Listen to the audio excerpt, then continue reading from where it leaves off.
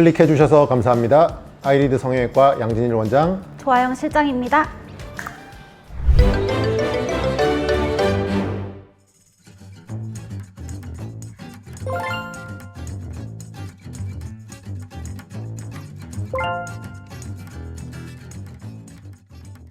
눈 밑 지방 재배치는 노화 과정이 진행되면서 안구 아래쪽에 있는 안화 지방이 앞으로 튀어나오게 되면서 볼록해지고 그 아래쪽이 눈물 고랑이 깊어지면서 그늘져 보이는 그런 경우에 하게 되는 수술로서 주로 아래 눈꺼풀을 뒤집어서 결막 쪽으로 접근해서 안화 지방을 눈물 고랑 인대를 끊어주고 그 사이에 위치시켜주는 수술을 말합니다. 그렇죠.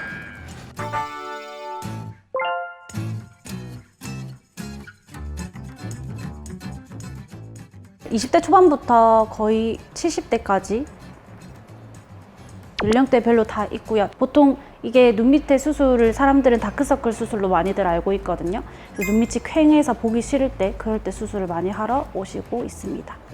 근데 이제 눈 밑 지방이라는 게 이제 눈 아래쪽에 있는 그 지방 부분과 또 그 아래쪽에 앞광대 이쪽의 볼륨에 따라서 상대적인 거거든요. 앞광대 볼륨이 부족하게 되면은 눈 밑 지방이 그렇게 많이 튀어나오지 않아도 많이 표시가 나는 경우가 있어요.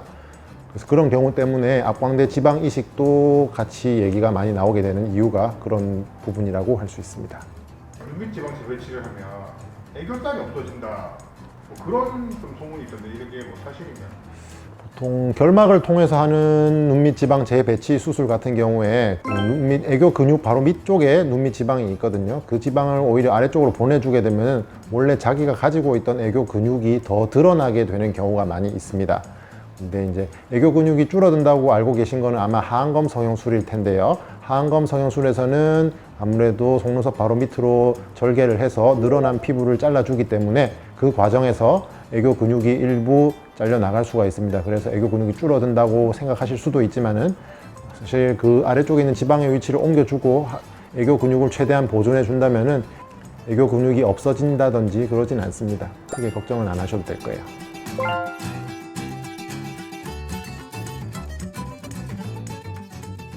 물론 셀프로 체크해 볼 수 있는 방법이 있는데요. 거울을 보시고 이렇게 눈웃음을 지을 때 애교 근육이 더 도드라지게 됩니다. 그 근육 자체가 두껍다면은 바깥쪽 피부 늘어남이 많이 있는 상태이기 때문에 바깥쪽 절개를 통해서 그 부분에 늘어난 피부를 제거를 해 주는 것이 좋고요. 웃었을 때 눈 밑 애교 근육이 뭐 그냥 보기 좋을 정도로 볼록해지는 정도라면은 특히 또 젊으신 분들 같은 경우에는 바깥쪽 절개가 필요 없이 결막 쪽으로 들어가서 하는 눈밑 지방 재배치 수술만으로도 좋은 결과를 얻을 수 있습니다. 근데 이런 경우가 있어요. 어떤 병원에 가니까는 하안검을 하라더라. 또 어떤 병원에 가니까는 결막으로 하라더라. 또 어떤 병원에서는 지방 이식은 필요 없다는데 또 어떤 병원에서는 지방 이식을 하라더라. 이것 때문에 많은 고민을 하시게 되는 경우가 있을 거예요. 자, 첫 번째, 결막 쪽으로 했을 때 장점이 있죠. 장점. 흉터가 없어요. 안쪽으로 들어가서 뒤집어가지고 안쪽으로 하는 수술이기 때문에 흉터가 없죠. 안 좋은 점은 뭐냐? 수술할 때 잘 안 보여요. 시야가 좁아서. 그래서 지방의 재배치를 하기가 술기적으로 바깥쪽 절개해서 하는 것보다는 좀 힘든 그런 부분이 있어요. 그래서 모르겠습니다. 상담 다녀오신 분들 말을 토대로 제가 추측을 해보면은 어떤 병원에서는 결막 쪽으로 하는 수술을 잘 안 하시는 그런 원장님들도 계신 것 같아요. 나이가 젊으신 분들한테조차 바깥쪽 절개를 권하시는 그런 병원들도 있을 거고요.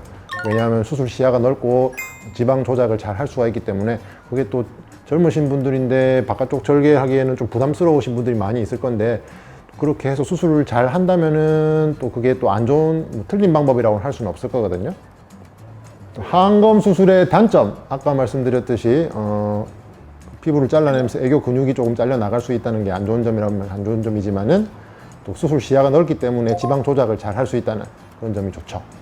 또 지방 이식 부분은 앞광대 볼륨이 이제 충분하면은 그냥 지방 재배치만으로도 좋은 결과를 얻을 수가 있지만은 앞광대 볼륨이 아까도 상대적인 거라고 말씀드렸듯이 지방이 튀어나온 정도와 앞광대에 튀어나온 정도를 상대적으로 앞광대 볼륨이 적으면은 눈밑 지방이 표시가 많이 날 수가 있기 때문에 지방 이식이 필요한 경우에는 같이 해주실 게 좋다고 할 수가 있습니다. 원장님 눈이나 우리 실장님 눈은 눈밑 지방이나 이런 게 전혀 뭐 있는 상황은 아니신 거죠? 눈밑 지방이 원장님 요새 좀 그렇던데. 저는 좀 있을 나이가 됐고요. 실장님은 화장 빨아요. 없어요. 근데 웃을 때는 또 악광대가 올라가니까는 그런 게 좀 덜 보이기도 하고, 또 웃을 때 그 지방 주머니가 이제 쭈그러들면서 오히려 좀 더 보이기도 하고 그런 부분도 있습니다. 다크서클을 개선하기 위해서 눈밑 지방 재배치를 많이 한다라는 이야기가 있던데 그렇게 상담을 많이 하시나요? 일단 지방이 튀어나와 있거나 하면은 그 지방 때문에 어두워 보이잖아요. 그래서 다크서클로 알고 오는 경우가 많고, 근데 상담해보면 눈밑 지방 재배치라는 수술을 잘 모르셨던 분들도 많아요. 그러니까 이거는 성형 수술로 해야 되는 게 아니라 피부과 가서 레이저로 이제 그런 검정 부분을 조금 하얗게 만들어주는 레이저 시술을 해야 되는 줄로 알고 검색을 하다 보니까 눈밑 지방 재배치라는 성형 수술이 있구나, 이렇게 하는 경우가 많고, 그래서 오셔서 상담을 드리면은 그쪽으로 수술해서 많이 개선이 되는 편이죠. 감독님도 하실? 그렇게 젊은 분들이 눈밑 지방 재배치 수술하시고 난 다음에 그거에 대한 만족도는 좀 어떤 편인 것 같으세요?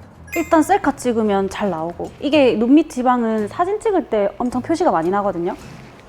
그래서 좀 찍을 때 좀 화사하게 나오는 거, 그리고 화장 잘 먹는 거. 그리고 눈 밑에 다크서클 있으신 분들은 항상 컨실러 막 소지하고 다니시거든요. 덕지덕지 바르고, 그런 거만 안 해도 여자들은 진짜 편하죠. 일장님은 안 해도 되니까 지금 편하겠네요. 좋은 인생을 살고 있습니다.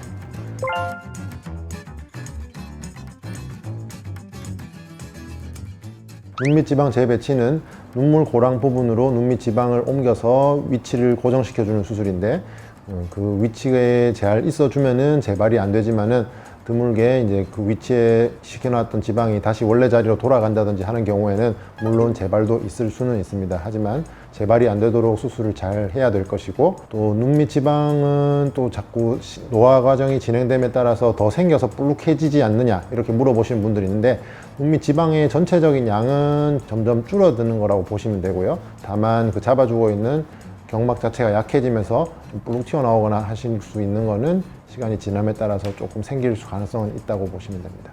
하지만 뭐 몇 년 지난다고 해서 다시 원래대로 돌아오고 이런 개념의 수술은 아니라고 보시면 되겠습니다.